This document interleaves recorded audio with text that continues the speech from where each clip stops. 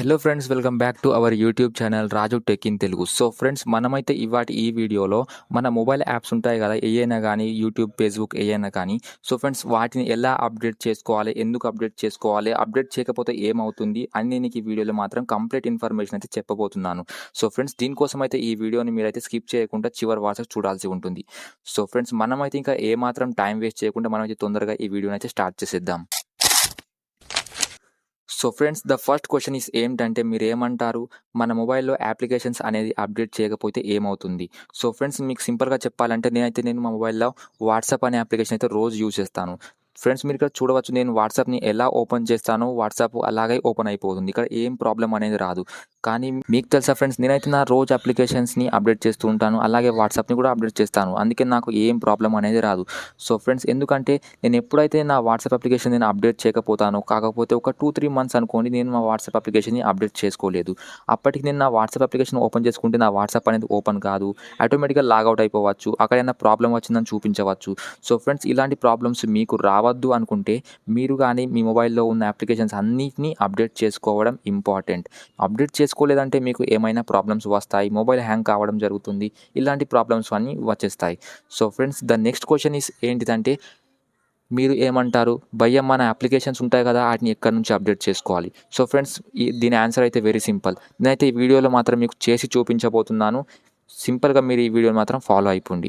So friends, first of all మీరు మీ applications update చేసుకోవాలనుకుంటే మీ మొబైల్‌లో ఒక ప్లే స్టోర్ అనేది ఒక అప్లికేషన్ ఉంటుంది కదా, సింపుల్‌గా మీరు ఇక్కడ చూడవచ్చు. ప్లే స్టోర్ అనేది అందరి మొబైల్‌లో ఉంటుంది. సింపుల్‌గా మీరు మీ మొబైల్‌లో ప్లే స్టోర్ అనే అప్లికేషన్‌ని ఓపెన్ చేసుకోవాలి. ఓపెన్ చేసిన తర్వాత ఫ్రెండ్స్, మీ ముందైతే ఇలాంటి ఒక ఇంటర్ఫేస్ అయితే రావడం జరుగుతుంది. సింపుల్, మీరైతే ఇక్కడ చూడవచ్చు, రైట్ సైడ్‌లో టాప్‌లో ఒక ఆప్షన్ కనిపించుతుంది, ఆర్ సింబల్ అని. ఆర్ అంటే నా గూగుల్ అకౌంట్ అనుకోండి. మీరు గూగుల్ అకౌంట్‌తో VABCD ఇట్లా ఏమైనా ఉంటుంది. సింపుల్‌గా మీరు మీ సింబల్‌పై క్లిక్ చేసుకోండి. క్లిక్ చేసిన తర్వాత ఫ్రెండ్స్, మీరు ఇక్కడ చూడవచ్చు, మీ ముందైతే కొన్ని అయితే ఇక్కడ ఆప్షన్స్ అయితే రావడం జరుగుతుంది. సింపుల్‌గా మీకు ఇక్కడ ఒక ఆప్షన్ అయితే కనిపిస్తుంది మీ ముందైతే మీరు చూడవచ్చు. నేను ఇక్కడ మీకు చూపిస్తాను. సింపుల్‌గా మీరు ఈ అప్లికేషన్స్ అన్నీగా మేనేజ్ యాప్స్ అండ్ డివైస్ అని సింపుల్‌గా మీరు దీనిపై క్లిక్ చేసేయాలి. మీరు ఎలా దీనిపై క్లిక్ చేస్తారో మీరు చూడవచ్చు ఫ్రెండ్స్. ఇక్కడైతే కొన్ని ఇలాంటి అయితే ఆప్షన్స్ అయితే రావడం జరుగుతుంది. సింపుల్‌గా మీరైతే ఇక్కడ చూడవచ్చు, ఒక ఆప్షన్ ఉంది సీ ఆల్ అని.